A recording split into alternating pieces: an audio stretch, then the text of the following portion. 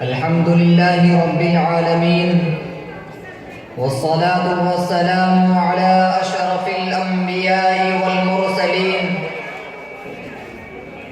محمد وآله وأصحابه وأزواجه أجمعين.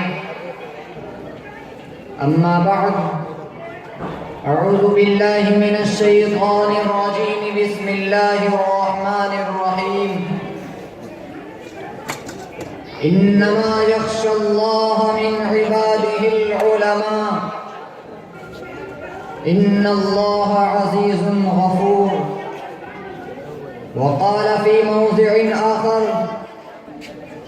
إن الذين قالوا ربنا الله ثم استقاموا تتنزل عليهم الملائكة.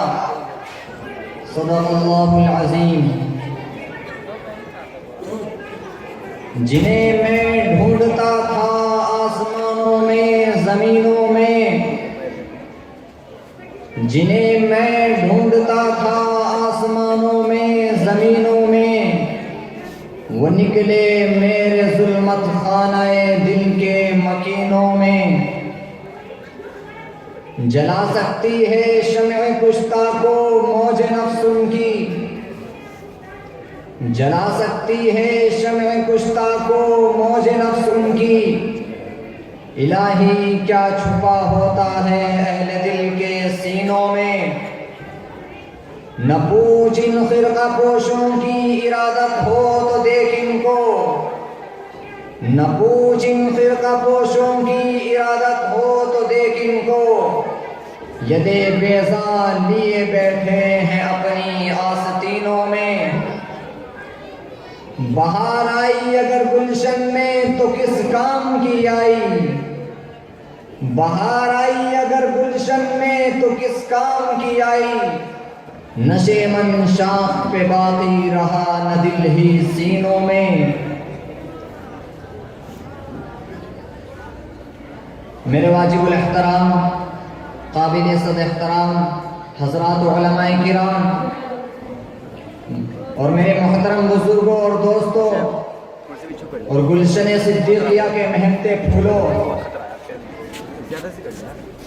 آج میں ان یاران باصفا، شہیدان عشق و وفا، وارثان بلال اور سراخیل آزادی کے تذکرے کی سعادت حاصل کر رہا ہوں، جن کا قلب و جگر اسلام کی عظمت سے معمور تھا، جن کے چہرے پر عزم و استقلال کی کرنیں جلوہ فگن تھی، جنہوں نے اپنی زندگی اسلام کی سربلندی اور اعلاء کلمت اللہ کے لیے وقف کر دی، جن کی ایک تاریخ ہے، جن کی ایک داستان ہے، جنہوں نے ہر دور میں اسلام کی آبیاری کی ہے اور چمنستان اسلام کی طرف بڑھنے والی ہر باب سموم کی راہ میں دیوار آہنی بن کر حائل ہو گئے ہیں.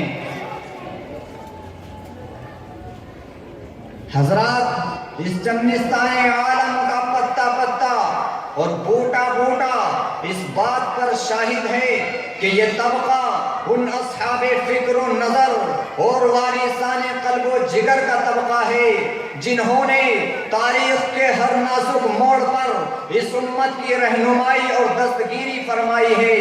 یہ ان یاران باصفا اور شہیدان عشق و وفا کا قافلہ ہے جنہوں نے ہر دور میں باطل کا مقابلہ کیا ہے.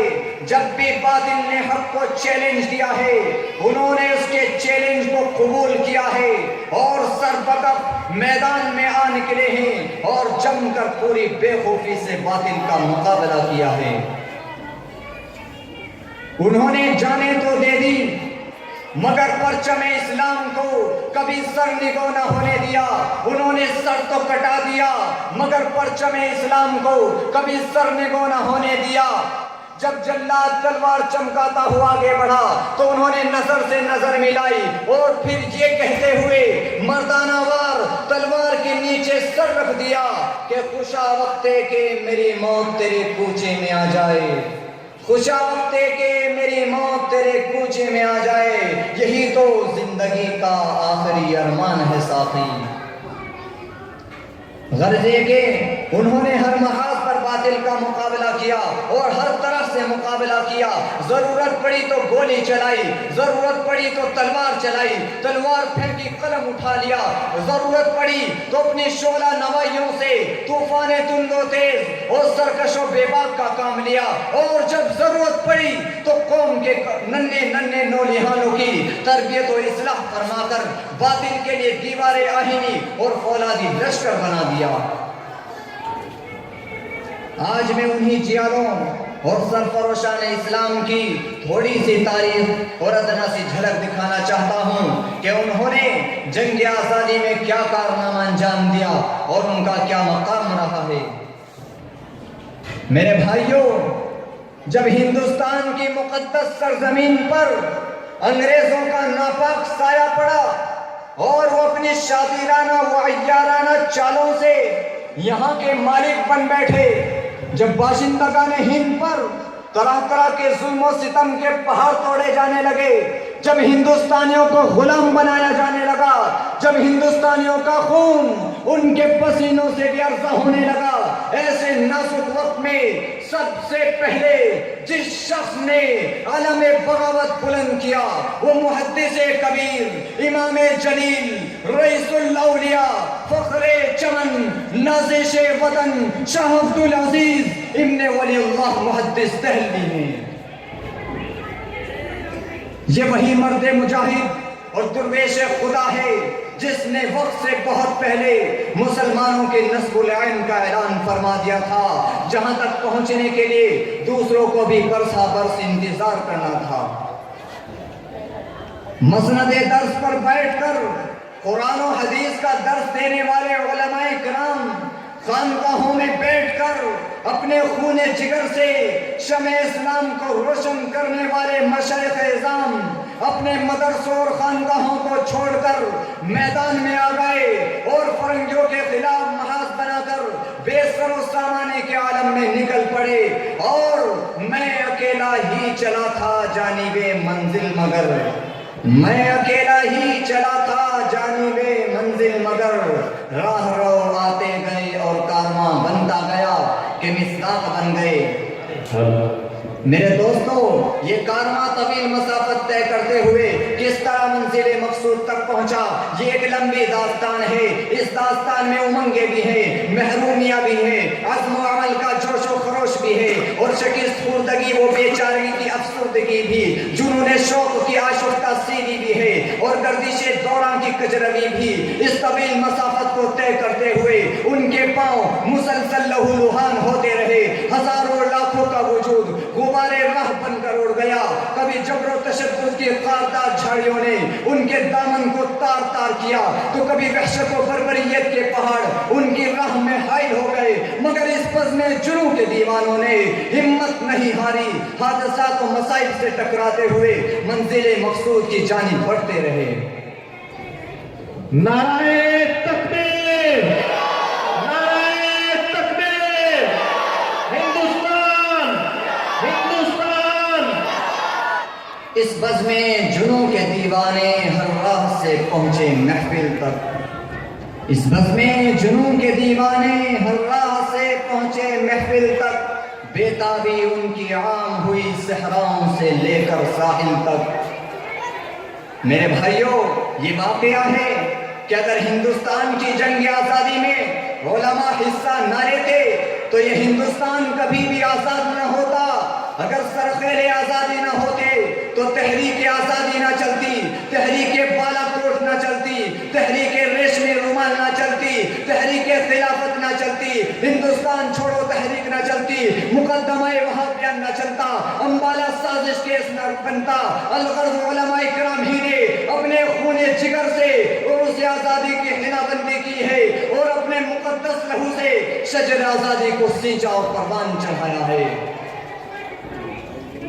الغرض قصہ مختصر یہ ہے کہ اگر جنگ آزادی میں علماء حصہ نہ لیتے تو یہ ہندوستان کبھی بھی آزاد نہ ہوتا.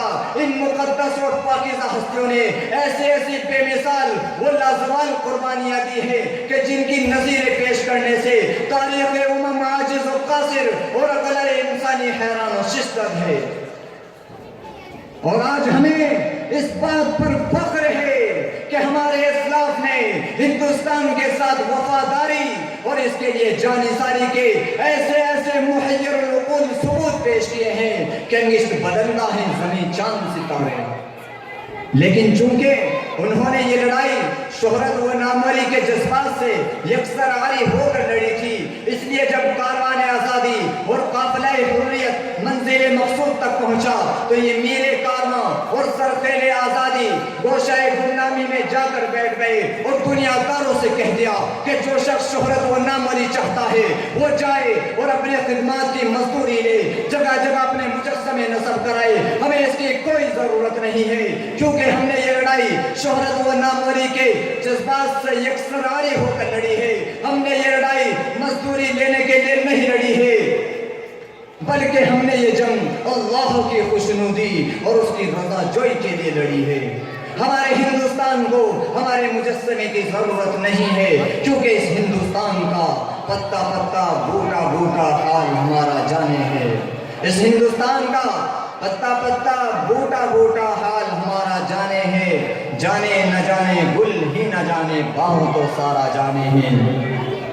مگر اے لوگوں، ہمیں ان اکابرین کی یادوں کو زندہ رکھنا ہوگا، ان کی بے مثال و لازوال قربانیوں سے اپنوں اور بیگانوں کا آشنا کرانا ہوگا، کیونکہ آج خود ہماری نئی نسل ان عظیم اکابرین کی یادوں کو فراموش کر چکی ہے، لہذا اگر ہم ان مقدس ہستیوں کے مجسمے حرام ہونے کی وجہ سے نصب نہیں کرا سکتے تو کم از کم ان کے نام پر ادارے اور لائبریریاں تو کھولی جا سکتی ہیں، تاکہ ہماری جدید نسل اور آئندہ آنے والی نسلیں ان عظیم اکابرین کی یادوں کو فراموش نہ کر سکے، حالانکہ ہمارے ان عظیم اسلاف نے زبان قال و حال دونوں سے کہہ دیا ہے، نہیں منت کشے تابے شنیدن داستاں میری، نہیں منت کشے تابے شنیدن داستاں میری، خاموشی گفتگو ہے بے زبانی ہے زباں میری، اٹھائے کچھ ورق لالا نے کچھ نرگس نے کچھ گل نے،